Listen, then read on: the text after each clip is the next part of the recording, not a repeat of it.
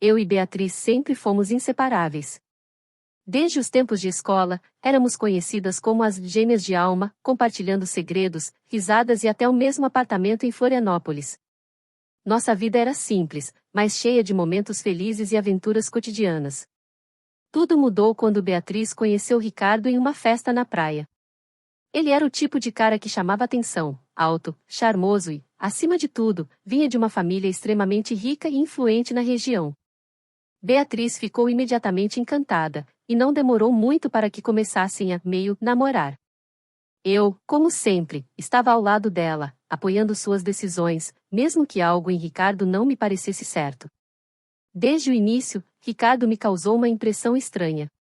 Ele tinha um ar de superioridade que me incomodava, como se estivesse sempre avaliando as pessoas ao seu redor. Em nossas poucas interações, ele fez comentários que me pareceram condescendentes e desrespeitosos, mas eu não queria julgar precipitadamente. Afinal, Beatriz estava feliz e isso era o que mais importava para mim. Decidi guardar minhas opiniões para mim mesma, esperando que, com o tempo, pudesse entender melhor quem Ricardo realmente era. No entanto, a sensação de desconforto persistia, como uma sombra que eu não conseguia ignorar. A situação começou a se complicar quando Ricardo decidiu dar uma festa temática em sua mansão e convidou Beatriz, pedindo que ela me levasse junto. Ele enviou uma foto das fantasias que deveríamos usar, 2 minúsculas fantasias de empregada doméstica. Fiquei chocada e indignada com o pedido. Não conseguia acreditar que alguém pudesse achar apropriado pedir para 2 mulheres, especialmente uma que ele mal conhecia, usarem algo tão humilhante.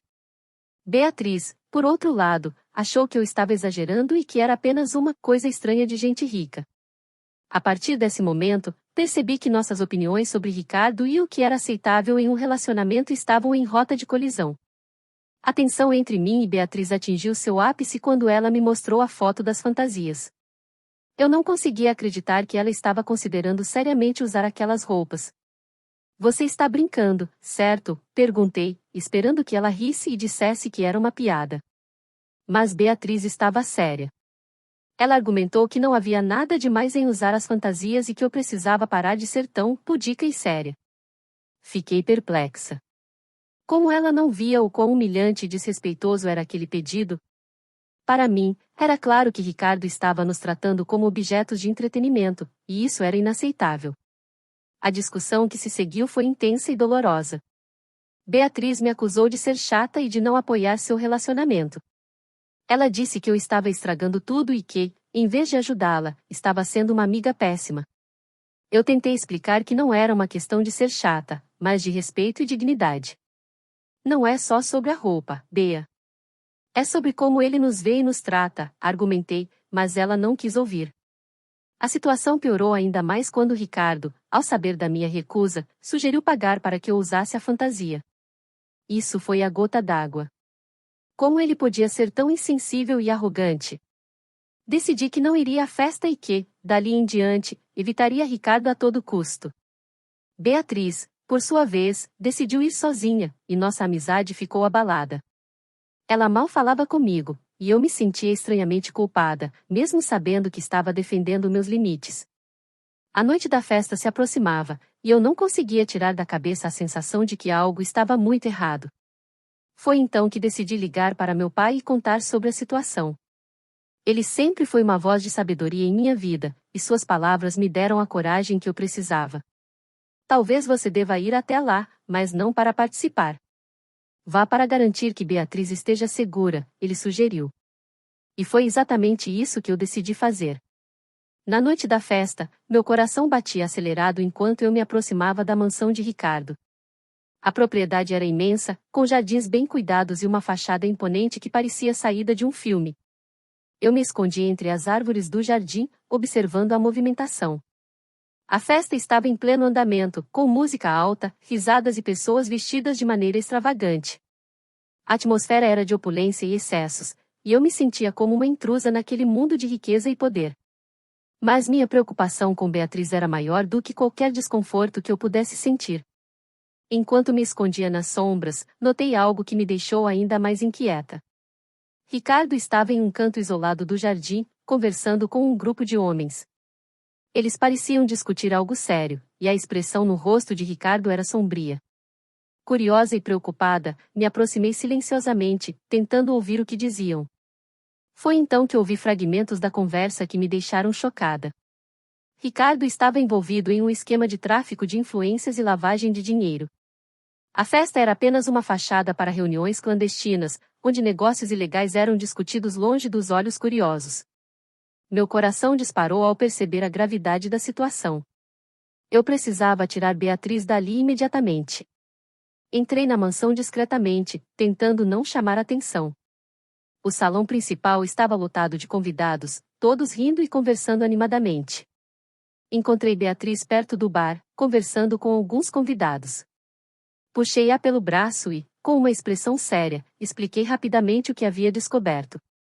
Bea, precisamos sair daqui agora. Ricardo está envolvido em algo muito perigoso, sussurrei. Inicialmente, ela parecia incrédula, mas ao ver o pânico nos meus olhos, percebeu que eu estava falando sério. Sem fazer alarde, saímos da festa às pressas, deixando para trás a opulência e o perigo que cercavam aquele lugar. Enquanto corríamos para fora da mansão, meu coração batia tão forte que parecia que ia sair do peito. Beatriz estava visivelmente assustada, mas confiava em mim o suficiente para não fazer perguntas naquele momento. Conseguimos chegar ao meu carro, estacionado a uma distância segura, e partimos rapidamente. No caminho de volta para casa, expliquei tudo o que havia ouvido. Beatriz ficou pálida ao perceber a gravidade da situação. Não acredito que ele estava usando a festa como fachada para negócios ilegais, disse ela, com a voz trêmula. Eu sabia que precisávamos agir rápido e denunciar Ricardo às autoridades antes que ele pudesse escapar ou pior, descobrir que estávamos cientes de suas atividades criminosas.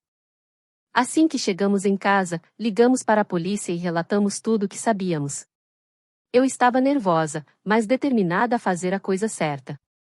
As autoridades nos orientaram a não sair de casa e a esperar por uma equipe que viria colher nossos depoimentos. Enquanto esperávamos, Beatriz e eu conversamos sobre tudo o que havia acontecido. Ela se sentia traída e envergonhada por ter confiado em Ricardo, mas eu a consolei, dizendo que ninguém poderia prever algo assim. O importante é que estamos seguras e que vamos fazer justiça, disse a ela, tentando acalmá-la. A espera parecia interminável, mas finalmente a polícia chegou e começamos a relatar todos os detalhes. Os policiais ficaram impressionados com a quantidade de informações que conseguimos fornecer e prometeram agir rapidamente. Na manhã seguinte, a notícia da prisão de Ricardo e do desmantelamento de seu esquema criminoso estava em todos os jornais. Beatriz e eu fomos elogiadas por nossa coragem e determinação em denunciar o que havíamos descoberto. A experiência nos deixou abaladas, mas também fortaleceu nossa amizade. Aprendemos a confiar ainda mais uma na outra e a seguir nossos instintos.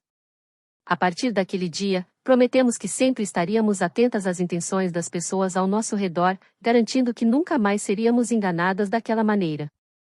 Após a prisão de Ricardo, a vida voltou ao normal, mas com uma nova perspectiva. Beatriz e eu decidimos que precisávamos de um tempo para processar tudo o que havia acontecido. Aproveitamos para fazer uma viagem para o interior, longe da agitação da cidade e das lembranças da festa.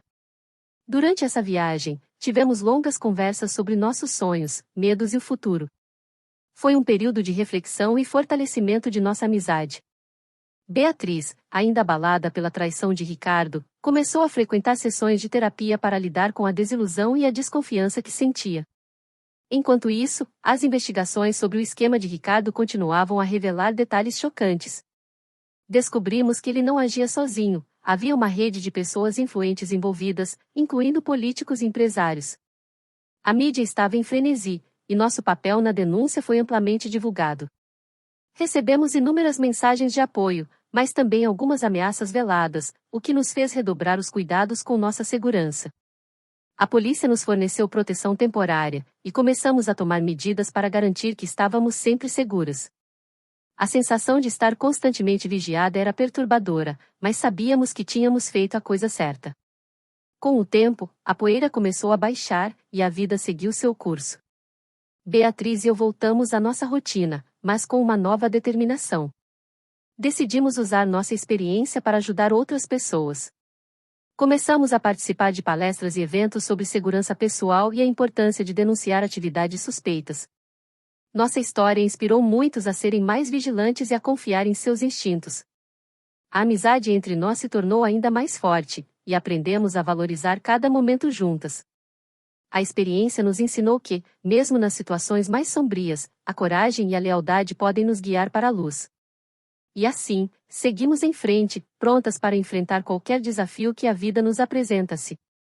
O que achou dessa história? Você acha que eu realmente estava errado? Qual seria seu conselho para mim? Me deixe saber nos comentários. Se você gostou desse vídeo, demonstre seu apoio ao canal deixando seu like e um comentário e considere ser um membro do canal clicando aqui embaixo no inscreva-se. Muito obrigada a todos por assistirem até aqui.